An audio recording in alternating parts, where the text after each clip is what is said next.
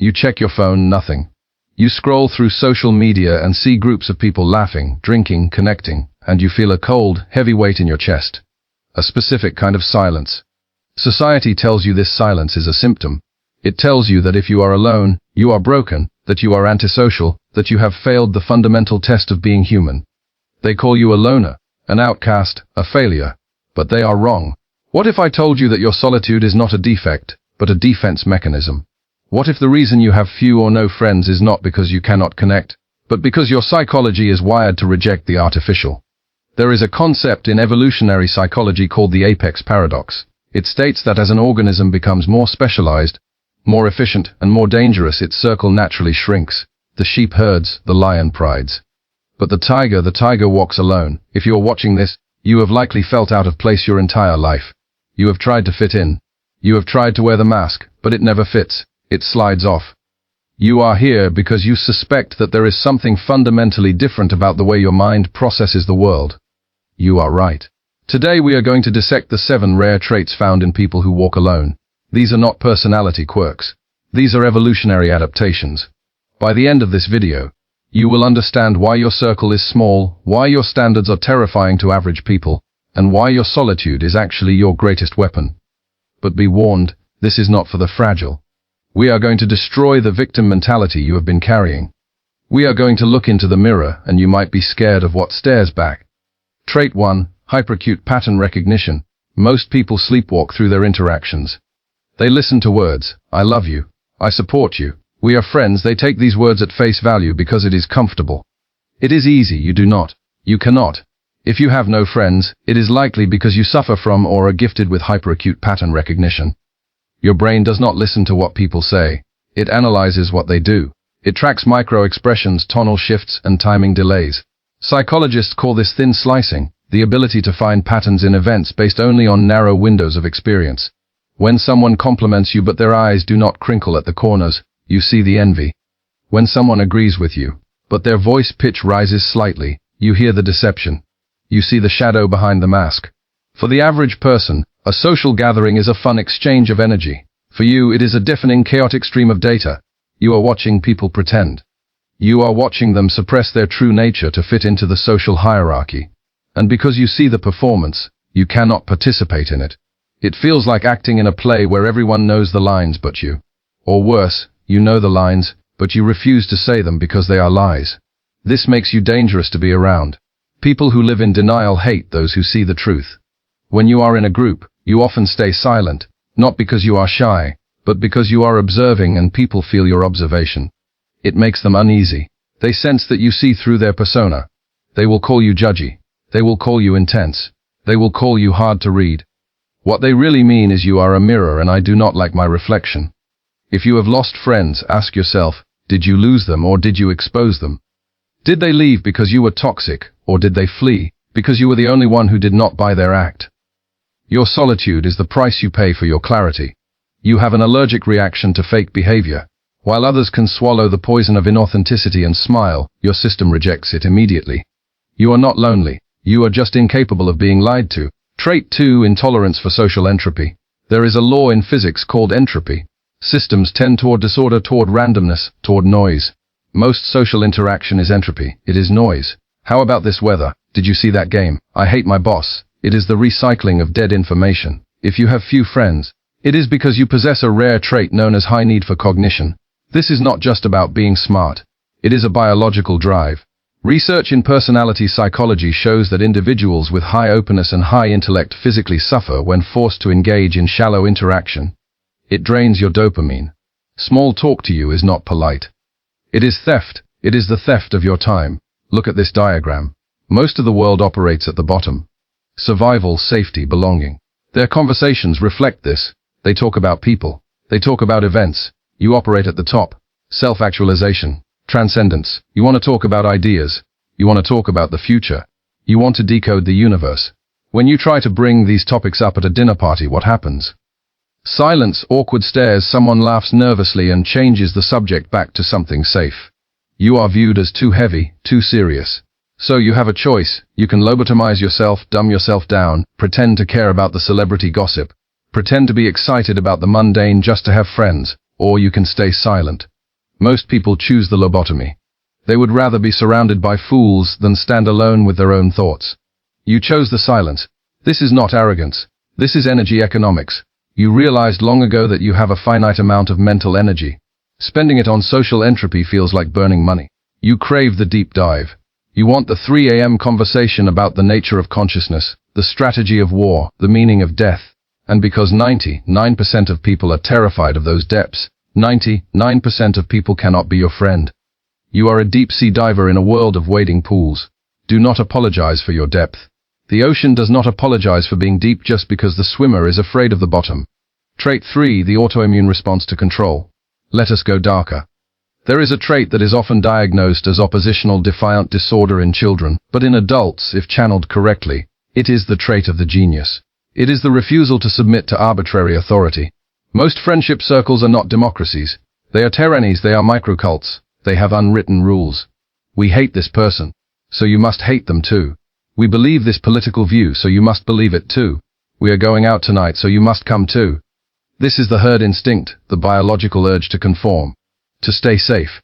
The Asch conformity experiments prove that 75% of people will agree with an obvious lie just to fit in with the group.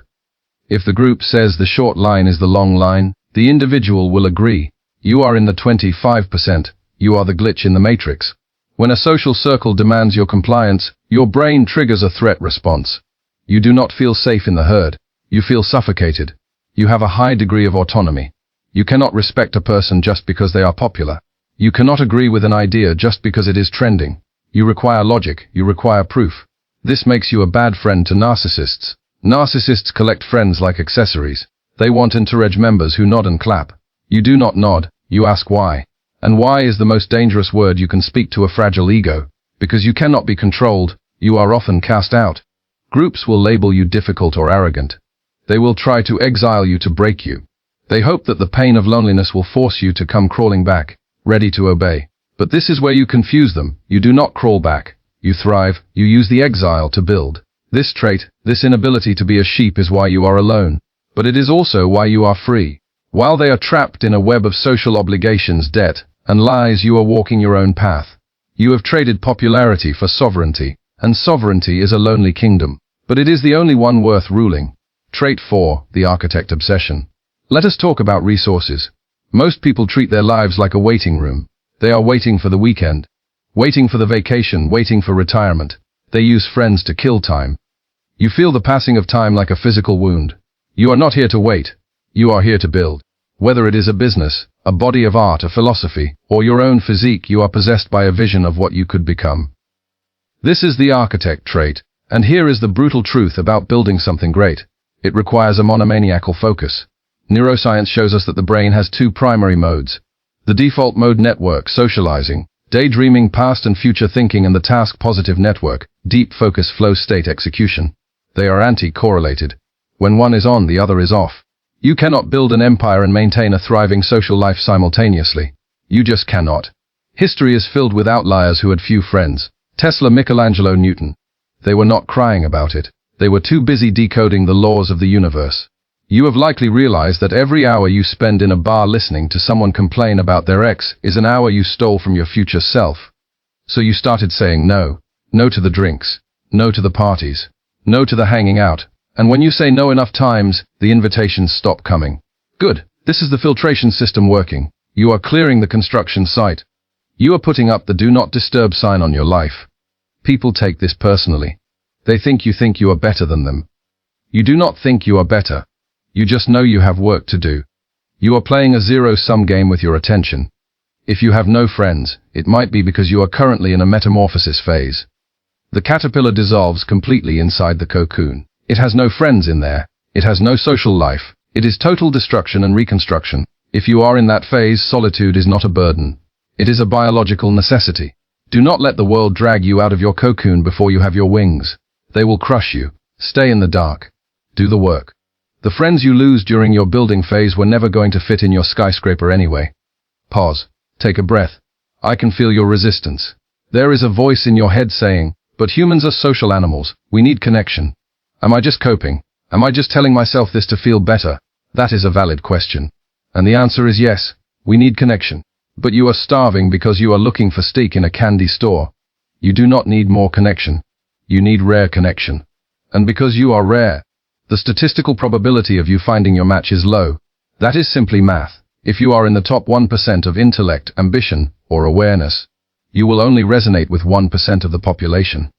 That means in a room of 100 people, 99 will bore you and you will scare them.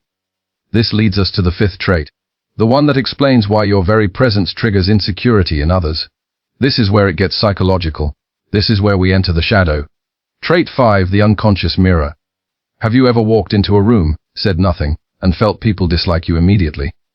Have you ever been targeted by a bully or a manipulator for no apparent reason? It is not because you are weak. It is because you are a screen. People with high self-awareness and low social need act as a blank screen upon which others project their own demons. This is the Jungian concept of the shadow. When a person who is fake, insecure, and desperate for approval meets you, someone who is quiet, contained, and self-sufficient, they do not see you. They see the part of themselves they are ashamed of. They see their own lack of courage. Your silence makes them hear their own internal noise louder. Your independence mocks their dependency. You become a walking reminder of what they are not. And because the human ego cannot handle shame, it converts that shame into aggression. They attack you to destroy the mirror. If you have no friends, it is often because you refuse to help people hide from themselves. Most friendships are codependent delusions. I will tell you are right if you tell me I am pretty. I will validate your victimhood if you validate mine. It is a trade agreement of lies. You do not sign the treaty. When someone complains about a problem they created, you do not say poor you. Ask, how are you going to fix it? You break the contract. And when you break the contract of mutual delusion, you become the villain. Understand this. Being the villain in a loser story is a compliment. It means you have retained your reality. You are not lonely because you are unlikable. You are isolated because you are undeniable. You force people to face reality. And most people would rather die than face reality. Trait 6, temporal displacement. We live in a world obsessed with the now, hedonism, instant gratification, the next scroll, the next drink. The herd lives in the immediate present. You likely live in the future. This is a trait found in high-level strategists, visionaries, and ironically the chronically anxious. You are constantly simulating future timelines. You see cause and effect miles before anyone else. When your friends say, let us just have fun tonight, do not worry about tomorrow, your brain screams. Tomorrow is the only thing that matters. You see the consequences. You see that the habit they are building today leads to the divorce in 10 years. You see that the business idea they are mocking is the one that will change the world. You are speaking a different language. This is temporal displacement. You are mentally living 5, 10, 20 years ahead of your peers. This makes connection nearly impossible. How can you connect with someone who is worried about a micro-drama at work when you are worried about the trajectory of your life, the economy, or the human species? It feels like a parent trying to relate to a toddler. You can love the toddler. You can protect the toddler, but you cannot be friends with the toddler. This creates a profound sense of isolation, the isolation of the watchman. You are up on the wall watching the horizon while everyone else is sleeping in the city below. They call you paranoid. They call you a buzzkill until the wolf comes. Then suddenly they want to be your friend. They want your protection. They want your foresight. But by then you have usually realized that you cannot save people who refuse to open their eyes. You have to walk alone towards the future or stay behind and die in the past with them. You chose the future, and the future is a lonely place because no one else has arrived there yet. They want you to care about the party. You care about the outcome. They want you to care about the drama. You care about the destiny. And because you cannot synchronize your clock with theirs, you walk alone. But there is one final trait, the rarest of them all, the one that makes you not just misunderstood but feared. Trait 7, the autotelic personality, the internal engine. Most human beings are external combustion engines to run. They need fuel from the outside. They need compliments. They need attention. They need validation. They need someone to witness their existence to feel real. If you leave an average person alone in a room for 3 days with no phone and no contact, they unravel. They hallucinate. Their ego dissolves because it has no reflection to latch onto. You are different. You are a nuclear engine. Your fuel source is internal. Psychology defines the autotelic personality as someone who finds purpose and satisfaction within the activity itself, not in the external reward. You do not do things for the applause. You do them because you must. You read because you need to know. You lift because you need to be strong. You create because the idea is burning a hole in your mind. This makes you immune to the greatest weapon society has, social leverage. Think about it. How does society control people? Through the fear of exclusion. If you do not do what we say, we will not like you. If you do not agree with us, you cannot sit at our table.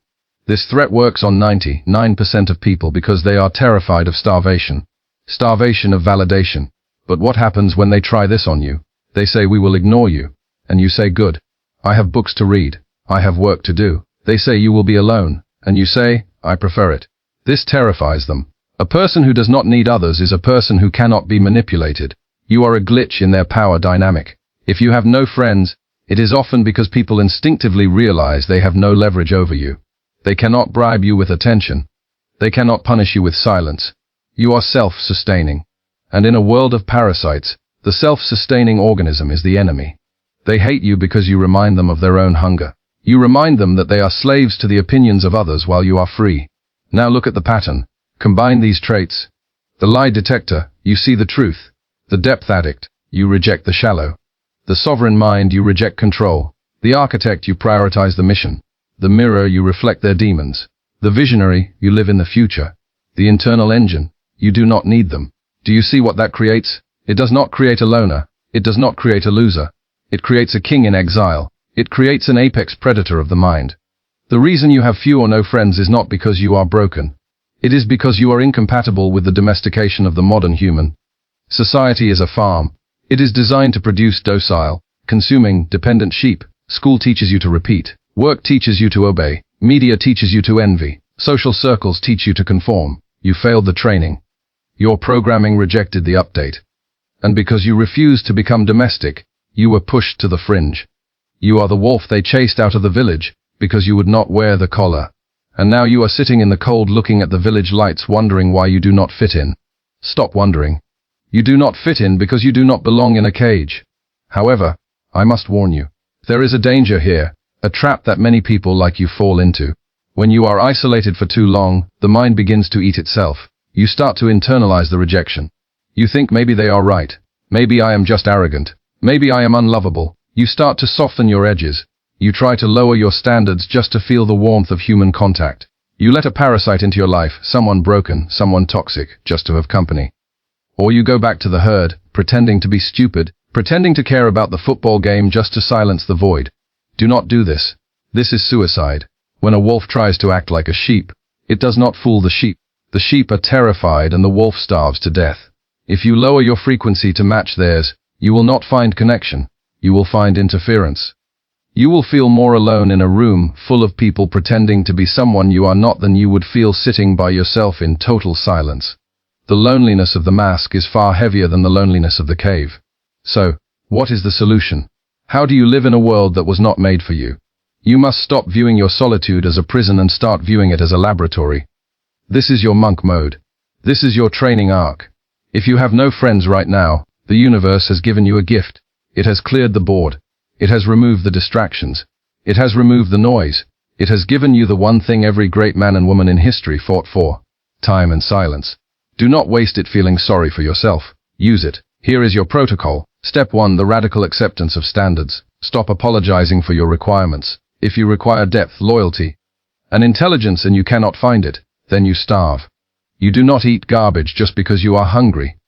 You maintain the standard because the moment you lower the standard, you signal to the universe and to your own subconscious that you are willing to accept less and you will get less. Stand firm in the void.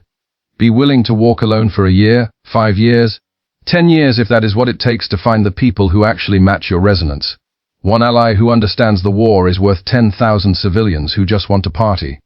Step 2. The signal strategy. You cannot find the others by chasing them. You find them by becoming a beacon. A lighthouse does not run around the island looking for boats. It stands tall and it shines its light. The boats come to it. How do you shine? By building. By speaking your truth. By becoming excellent at your craft. When you become undeniable in your field. When you become articulate in your philosophy. When you become physically and mentally formidable, you emit a signal, a specific frequency. And the other outliers, the other wolves will see it. They will find you. Your future friends, your tribe are not in the bar. They are working their building. They are hiding in plain sight, just like you. The only way to reach them is to rise to a level where they can see you. Step 3. The mask of sanity. This is Machiavelli's lesson. While you are waiting for your tribe, you must survive in the village. Do not go around telling everyone you are an apex predator. Do not tell your co-workers you think they are entropy. That is socially suicidal. Learn to wear the mask lightly. Be polite. Be kind. Use small talk as a tool, not a lifestyle. View social interaction as spycraft. You are an undercover agent. You smile, you nod, you ask about their weekend, you blend in. But you never forget that it is a disguise. You never let the mask fuse to your face. Keep your inner world secret. Share your true thoughts only with those who have earned the clearance level to hear them. For everyone else, give them the weather. Give them the sports. Give them what they can handle. Protect your power by hiding it. Let us be honest about the cost. This path is hard. The outlier path is not the path of happiness. It is the path of meaning. Happiness is cheap. You can buy happiness with a bottle of wine and a mediocre conversation. Meaning is expensive. Meaning costs you everything. It costs you the comfort of the herd. It costs you the illusion of safety. But the payoff is a life that is actually yours. Most people die without ever having lived. They lived a script written by their parents, their teachers, and their friends. They die surrounded by people, but they die strangers to themselves. You might walk alone. You might endure cold nights. But when you look in the mirror, you see a human being, not a reflection of a reflection. You possess your own mind. You possess your own soul. And that is a luxury that money cannot buy. Solitude is the tax you pay for freedom. And if you are willing to pay it, you become something the world has almost forgotten, a sovereign individual. Look at your life right now. Look at the empty chair across from you. It is not empty. It is reserved. It is reserved for loyalty. It is reserved for truth. It is reserved for the rare few who can meet you at the summit until they arrive. Do not fill it with ghosts. Do not fill it with noise. Honor the empty chair. Honor the silence. Because in that silence, you are building the capacity to hold a conversation that can change the world. You are not lonely. You are simply the first one at the meeting point. Wait for them. They are coming. But they only come to those who can endure the wait. So I have a question for you now that you know what you are. Now that you know that your symptoms are actually strengths. Are you going to try to crawl back into the cage? Are you going to try to cut off your own wings just to fit through the door of a house that is too small for you? Or are you going to burn the bridge? Are you going to accept the cold? Because the moment you stop trying to fit in is the moment you start to ascend. But be careful. Ascension makes you visible. And when you rise, you do not just attract allies, you attract enemies. The higher you climb, the stronger the wind. And there are things waiting for you in the dark that I have not even mentioned yet. Psychological traps that only open up once you accept your power. You think the loneliness is the hard part. No, the loneliness is the easy part. The hard part is what comes next. The hard part is knowing what to do with the power once you have it. If this opened your eyes, understand this is only what I can show publicly. There are videos I cannot upload for everyone. There are aspects of dark psychology that I simply cannot discuss publicly without being censored or demonetized. The algorithm suppresses the most powerful information. Those exist behind the join button. If you are still here, you are not like the others. Subscribe if you have not. But if you want what is hidden, click the join button and step into the architect level. You will unlock exclusive uncensored videos that dive into the deepest parts of the human psyche. Most will not. That is the point.